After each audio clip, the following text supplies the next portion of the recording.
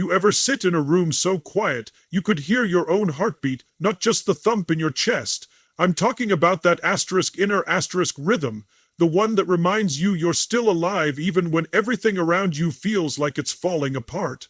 We live in a world where silence is feared, where noise is glorified, where people talk just to be heard but rarely to be asterisk understood asterisk. But silence, true silence, it's not weakness, it's not emptiness. It's asterisk preparation asterisk. See, the world will try to convince you that if you're not posting, if you're not talking, if you're not showing up loud and proud every day, you're losing, that you're fading, that you're irrelevant. But let me tell you something real. Some of the greatest breakthroughs in human history didn't happen in front of crowds. They happened in caves, deserts, prisons, closets, midnight walks, 3 a.m. breakdowns, and tear-soaked pillows.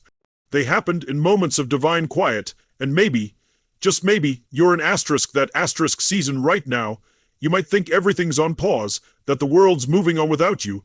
But let me speak this into your spirit, asterisk asterisk, you're not being paused. You're being prepared, asterisk asterisk, because silence isn't the absence of movement. It's the asterisk intention asterisk of movement. When you choose to step back, not because you gave up, but because you finally chose asterisk you begin to hear things more clearly. You hear your own dreams again. You hear your heart speak without interruption. You start remembering why you started in the first place. You begin rewriting the script that someone else tried to hand you. You realize how much noise you had been surviving in, how many voices had taken up space in your head, voices telling you to stay where it's safe, voices saying you're not enough, voices replaying every failure and calling it prophecy. But when the noise dies down, when you finally unplug from that world that always demands more but gives so little back, you start to hear asterisk your truth asterisk. It's in the silence that God whispers. It's in the silence that the soul speaks. It's in the silence that we heal from things we didn't even know were still bleeding. Let me be honest with you. Preparation isn't sexy. It's not glamorous. It's not full of likes, applause, or shiny milestones. Sometimes it feels like disappearing, like the world forgot about you, like you're behind. But can I tell you the truth? The seed doesn't scream when it's in the soil. It doesn't tweet. It doesn't beg to be seen. It just asterisk trusts asterisk the process, that dark, silent, unseen place. It's sacred. That's where roots grow. That's where identity forms. That's where faith gets built.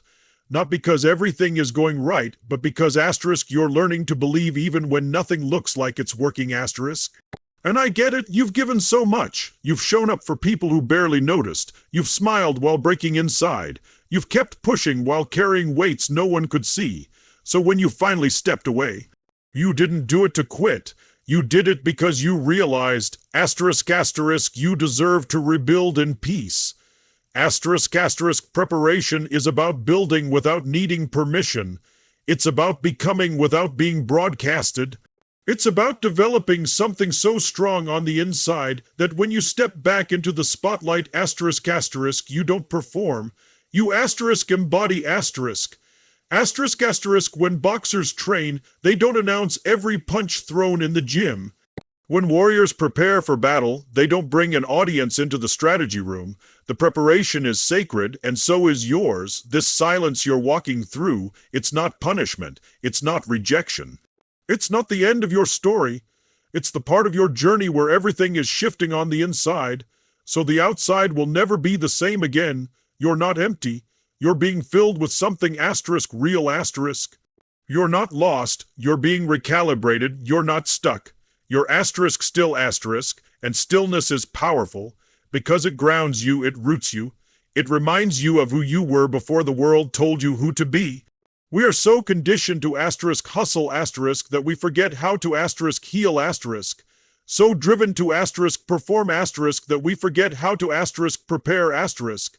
But real power doesn't come from being seen. It comes from being ready, and you can't be ready if you never sit still. If you never listen, if you never allow the silence to teach you what the noise never could. So take this time seriously, sit with your thoughts, let the tears come if they need to, journal that pain out. Pray with desperation, walk in solitude, let go of needing answers right away. Trust that every second in silence is building something unshakable inside you. You don't need to announce this chapter to anyone. The transformation will do the talking. The world might see your absence and call it weakness, but you'll know better. You'll know that this is the moment you stopped running on empty and started pouring into your own cup. This is the moment you honored your soul over your schedule. This is the moment you chose healing over hustle. And when you do come back, and you will, you won't be the same person. You'll be stronger, clearer, bolder, more whole, not because you shouted louder, but because you sat longer, in the silence, in the dark, in the quiet truth of your becoming. So no, your silence is not emptiness, it's preparation. Divine, beautiful, transformational preparation, and trust me, when preparation meets purpose, the world won't know what hit it. Your absence teaches what your presence took for granted. Let's talk about something we all feel, but don't always have the words for. That deep ache when you know you've been showing up for people who don't even realize the weight of your presence. That quiet burn when you give and give and give, and it's met with silence, with forgetfulness, with expectation instead of appreciation. See, the truth is, we teach people how to treat us not only by what we allow, but by what we continue to give even when it goes unrecognized. And there comes a moment, a soul-deep moment, where you wake up and realize they never saw you, not fully, not deeply, not sacredly. They saw what you did for them. They saw the way you made them feel. But they didn't see the cost. They didn't feel the sacrifice. They didn't carry the weight. You did. You were the light in the room that no one noticed until it flickered. The foundation they stood on, never checking if it was cracking. The quiet comfort, the unseen presence, the one always available, until you weren't, and that's the moment we're talking about here. The moment you choose to step back, not in anger, not in bitterness, but in revelation. Because when your presence becomes a given, your absence becomes the teacher. People don't always learn through conversations. Sometimes they learn through contrast. They don't understand the value of warmth until the room turns cold. They don't realize the gravity of your love until they feel the hollow space it used to fill. Your silence echoes louder than your words ever did. Your distance becomes the mirror they never dared look into when you were close. Let that settle in your chest. Your absence is not a punishment, it's a message, a divine letter written in space and silence saying, I was never supposed to carry what we were alone. And you carried a lot, didn't you? You were the one remembering the birthdays, sending the texts, checking in, showing up. You were the one adjusting yourself, shrinking parts of your truth, diluting your fire just to make others feel comfortable. And maybe they didn't mean to take you for granted. Maybe they just got used to your magic. Maybe they never paused long enough to consider that your light wasn't limitless, that even the sun has to rest. But here's the truth you've got to hold on to. Just because they didn't appreciate your presence doesn't mean it lacked value. It means they weren't ready to hold it with the reverence it deserved. And sometimes people don't learn with you. They learn after you. When the door closes, when the calls stop, when the silence stretches too long, when they feel the difference between you being there and you being gone, and that's not a moment of cruelty, that's a moment of clarity. You weren't created to be invisible. You weren't designed to be a background character in a story you helped carry. So when you leave, whether it's a conversation, a relationship, a job, a friendship, a family dynamic, you leave to reclaim your divine dignity. You leave so you can finally hear your own voice again. You leave because love doesn't mean loyalty to your own neglect. Now, here's the part that cuts deep. Some of them will never get it. They'll rewrite the story. They'll blame your absence before they examine their actions. They'll say you changed when really you woke up. They'll call you distant, cold, selfish, because they were never used to you choosing you. But even then, your absence is still doing the work. It's revealing the truth, not just to them, but to you, because in your absence you'll learn too. You'll learn who checks in when you go quiet, who asks how you're really doing without needing anything in return, who shows up without the spotlight, who remembers you without reminders, who loves you for your soul, not your service. Your absence doesn't just teach others. It teaches you what you need, what you deserve, and what you can no longer tolerate. It becomes the pause that reveals the imbalance. It becomes the stillness that exposes the weight distribution. It becomes the classroom of your own becoming, and it's hard. Let's not sugarcoat it. Choosing yourself after a lifetime of choosing others can feel like betrayal, but it's not. It's alignment. It's sacred rebellion against a life that made you believe you were only valuable when you were useful. And now you're rewriting that narrative. You're saying, I am enough even when I'm not doing, even when I'm not giving, even when I'm just being. So let the absence speak. Let it do what your words could never do. Let it echo in the places where you were once taken for granted. Let it shake the foundations built on convenience and assumption. Let it remind the world that your love is not disposable. Your energy is not endless. Your spirit is not a commodity, and if no one says it, let me say it to you now. Thank you for what you gave. Thank you for the moments no one saw. Thank you for staying longer than you should have. Thank you for choosing peace when you could have chosen petty.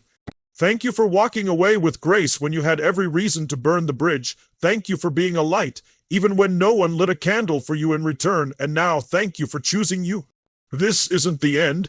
This is the beginning of a new rhythm. One where you are no longer the afterthought in your own life, where your presence is honored and your absence respected, where you no longer feel guilty for walking away from people who made you feel like too much and not enough at the same time. You're not bitter, you're better, you're not lost, you're liberated, you're not selfish. You're finally seeing yourself as worthy of the love you so freely give away. So hold your absence with pride. Know that its silence is echoing through the spaces where your soul once stood. And if they come back, humbled, awakened, changed, you get to choose whether your door opens again. Because this time, you know your worth and your absence. It taught that better than your presence ever could. There's something sacred about the places no one sees, the quiet corners of your soul, the rooms inside your spirit that no one gets to enter.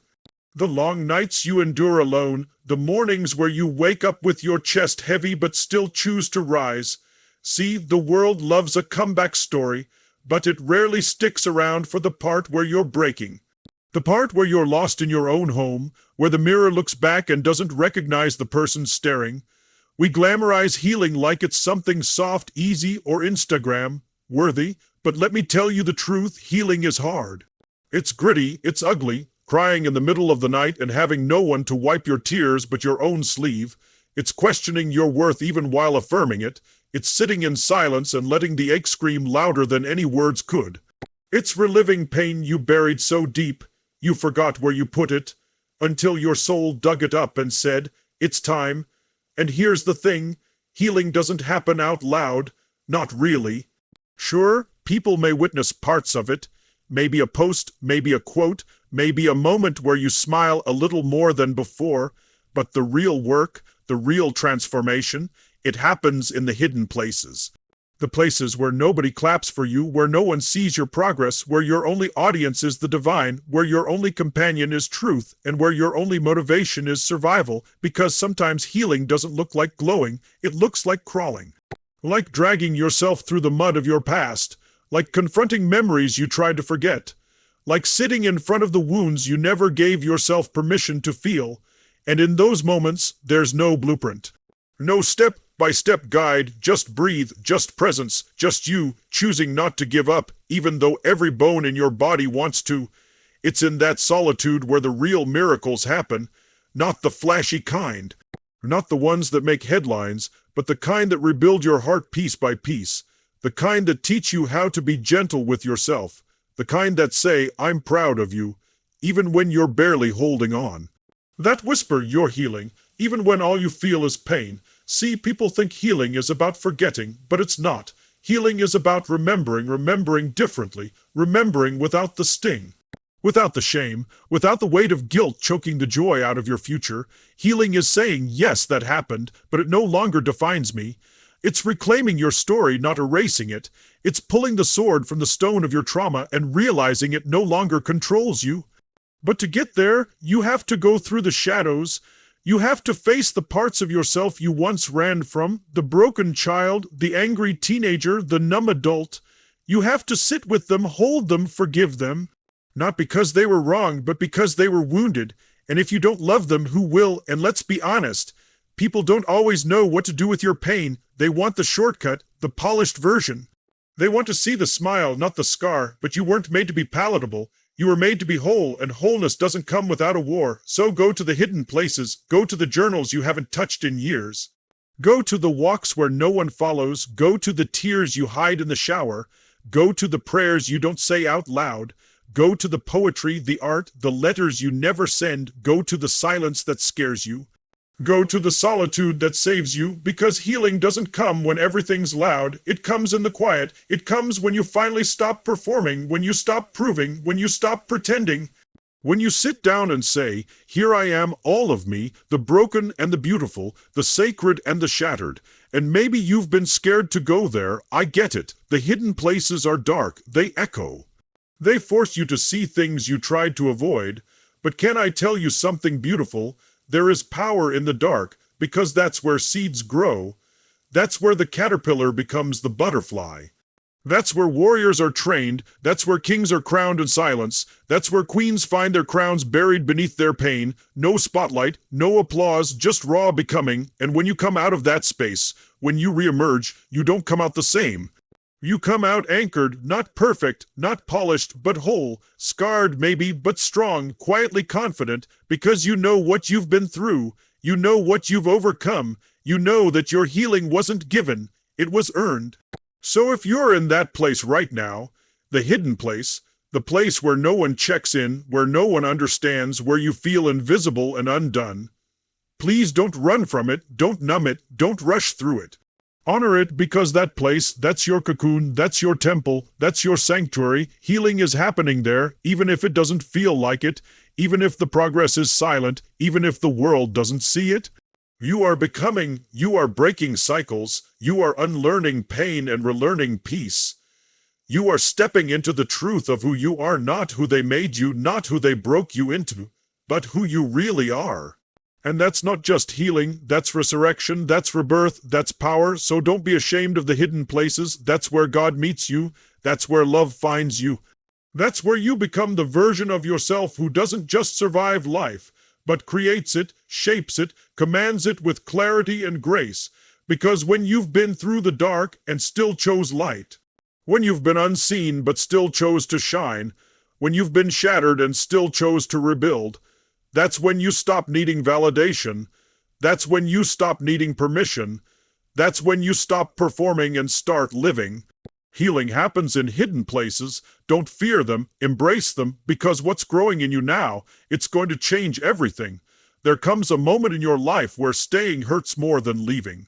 A moment where the silence within you becomes louder than the chaos around you. A moment where your spirit, tired from carrying what was never yours to hold, whispers, "It's time." And I want to tell you, when that moment comes and you listen, that is not weakness, that is not failure, that is self-respect. We live in a world that glorifies endurance, that teaches you to hold on no matter what, stick it out, ride the storm, don't quit, don't give up. But they never tell you that sometimes leaving is the victory. Sometimes walking away isn't running, it's rising. You see, we are taught to measure strength by how much we can tolerate, how long we can stay quiet, how much we can endure. But endurance without boundaries isn't noble, it's self-abandonment. And when you realize that, when it clicks deep in your bones, you stop apologizing for choosing peace over performance, sanity over suffering, and truth over tradition. There's a sacred courage in walking away, in looking at the thing you once begged to stay in and saying with trembling lips and tear-soaked eyes, "This is no longer mine to carry." That could be a relationship, a friendship, a job, a version of yourself, a dream that no longer fits who you're becoming, and the world may not understand it. They might say you gave up too easily, that you turned your back, that you walked away. But you know, you didn't walk away, you walked back to yourself. Let's talk about the strength that takes. It takes strength to walk away from someone you love because the love stopped loving you back. It takes strength to walk away from a place you built with your bare hands because it no longer makes you feel alive. It takes strength to admit that the thing you wanted so badly is now the thing holding you back. That kind of honesty doesn't come cheap. It costs time, it costs tears, it costs parts of you that you thought would always be there. But here's the truth most people won't say out loud: you outgrew what you once prayed for. And that's not failure, that's evolution. You grew, you changed, you woke up, and now you see things differently. You see that love isn't supposed to hurt like that that your job isn't supposed to kill your spirit just to pay your bills, that your worth was never supposed to depend on who stays or who claps, that you were never supposed to be the only one trying, fixing, bending, breaking. Sometimes the most powerful thing you can do is leave without being pushed. To let go before life rips it from your hands, to say, I love me too much to stay where I'm not seen. That's not a breakdown, that's a breakthrough. And yes, people will talk. They always do. They'll say you changed, that you're selfish, that you think you're better. But hear me, it's not your job to make your healing palatable to people still comfortable in their dysfunction. It's not your job to stay in a place just so someone else doesn't feel abandoned. Because every time you stay where your soul is dying, you abandon yourself. And haven't you done that enough? Haven't you dimmed your light enough? Apologized for your boundaries enough? Lowered your standards just to keep the peace? Ignored the knots in your stomach, the weight in your chest, the voice inside screaming, this isn't it. Let this be the moment you finally believe that your peace matters more than their comfort, that your growth is more important than their opinions, that your mental health, your joy, your wholeness, they are not things to be sacrificed on the altar of staying. You are allowed to leave, you are allowed to choose you are allowed to say, this version of me no longer fits inside this place. And when you do, when you take that first step, it's terrifying, it's disorienting. It feels like walking through fog barefoot with no map. But let me tell you this, every step you take away from what broke you is a step toward what will build you. Every mile of distance creates room for your healing. Every no makes space for the yes that your soul has been waiting for, and you'll cry, you'll miss them, you'll miss the comfort of the familiar, you'll doubt yourself. But that's part of it, that's the storm before the clearing, that's the ache of transformation, because walking away doesn't mean you don't care. It means you finally cared enough about yourself, and one day you'll look back. You'll look back on this version of you, the one standing at the edge, the one packing bags full of pain and promises, the one whispering, I deserve more. And you'll thank them for being brave, for doing what the world said was crazy, for choosing self-respect over self-betrayal, for walking away when staying would have been easier. You'll realize that walking away didn't destroy you, it delivered you. It didn't make you weaker, it returned you to your strength. It didn't end your story, it turned the page, and everything you were looking for in the wrong place, it starts to find you. Peace begins to fill the spaces where pain once lived. Joy tiptoes back into your mornings, freedom dances in your lungs, and you begin to breathe again, fully, finally. So if you're standing at that crossroads now wondering if it's okay to leave, if it's okay to choose you, if it's okay to stop shrinking, stop pleasing, stop surviving, the answer is yes. Yes, it's okay. Yes, you're allowed. Yes, it's time. Walking away is not weakness. It's a declaration. It's you standing up and saying, I will not betray myself to belong. It's you honoring the inner voice that got tired of whispering and finally began to roar. It's you stepping out of a life that cost you too much and into the one that's waiting on the other side of your courage. So walk if you must, crawl if you must, break down if you must, but don't stay where your soul is starving. You deserve a life that feeds you, a love that sees you, a truth that frees you, and sometimes that begins the moment you decide to walk away. There comes a time in every person's life where presence is no longer the gift absence is. When you've poured so much of yourself into rooms that never saw your light, into people who drank your energy like water but never offered you a cup, there comes a day when the most powerful move you can make isn't another plea, another explanation, another effort, it's your absence. It's silence instead of reaction, distance instead of drama, stillness instead of struggle. Your absence is not just a withdrawal, it's a declaration, a message sent in the quietest language but heard in the deepest places. Because people may ignore your voice, twist your words, dismiss your feelings, but your absence, oh, your absence will speak volumes. It will haunt empty spaces. It will echo through the gaps you used to fill. It will say all the things you were too exhausted to keep repeating. You don't need to slam doors anymore. You don't need to beg for understanding. You don't need to perform worthiness. Sometimes the best way to reclaim your power is to walk out of the room with grace, without bitterness, without explanation, because the truth is they always knew, they just thought you'd never leave.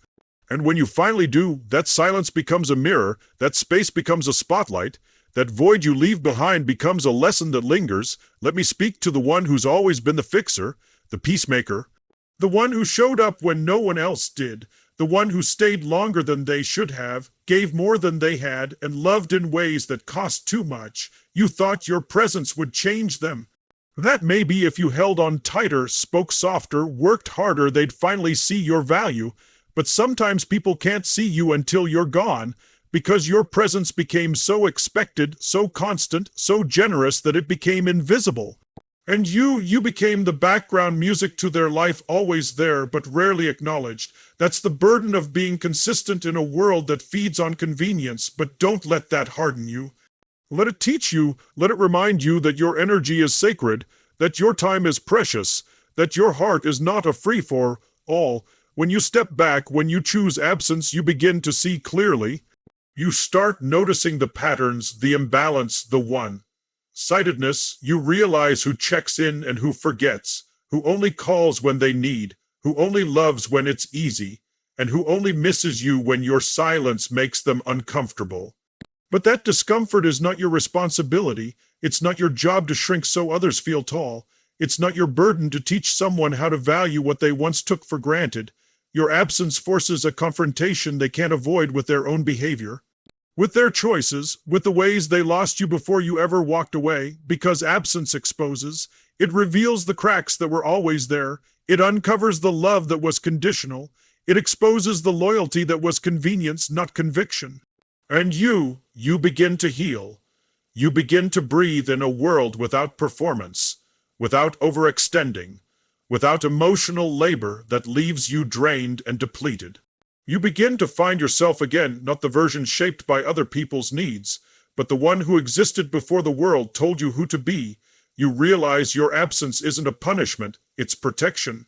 It's preservation, it's power, because absence creates space, and in that space you remember your voice, you remember your worth. You remember that love shouldn't feel like labor and support shouldn't feel like sacrifice. That your energy deserves reciprocation, that you don't have to burn to keep anyone warm, and when you finally step back, you begin to see the world from a new height, one not rooted in pleasing or proving, but in peace. There's a quiet strength in becoming unavailable to what used to consume you, in choosing not to argue when you know the truth, in choosing not to chase when you know your value, in choosing not to return to places where your soul didn't thrive. Absence is your boundary. It says, I am no longer available for dysfunction. I am no longer accessible to chaos. I am no longer willing to water what does not water me. And when you stop showing up, when you stop replying, when you stop sacrificing your well-being to maintain connection, that message gets delivered, maybe not in words, but in impact. Because nothing wakes people up faster than the emptiness left behind by someone who carried the whole thing on their back. And let's be honest, sometimes your silence is the closure, sometimes your distance is the explanation. Sometimes your absence is the only answer they'll understand, and that's okay. You're not cold, you're not heartless, you're not punishing anyone, you're just choosing you, and that's not selfish, that's sacred. Because before you can be there for anyone else, you have to be there for yourself. Before you can pour, you must be full. Before you can lead, you must be whole, and sometimes wholeness comes at the cost of connection. But trust me, the right people won't be repelled by your boundaries. They'll be drawn to them. They'll respect your absence not as rejection, but as reflection, a mirror to their own accountability. You are not required to set yourself on fire to keep bridges lit. You're allowed to walk away even without a final conversation. You're allowed to stop showing up even if they never notice. You're allowed to disappear quietly, especially when your presence was never truly seen. Let them feel the absence. Let the silence speak. Let the echo of what you gave remind them that you were never just there, you were holding it all together. And now that you're gone, they can finally feel the weight of what they once ignored. That's not revenge, that's reality. That's the consequence of unappreciated presence. So to you, reading this now, if you've pulled back, stepped away, turn the volume down on people or places or patterns that no longer align with your becoming. Trust that choice. You don't need to explain it. Your absence is doing the talking now, and in the silence, you're not just being missed. You're being remembered. You're being recalibrated in the minds of those who once overlooked your light. And most importantly, you're being restored in the eyes of the one person who matters most, you.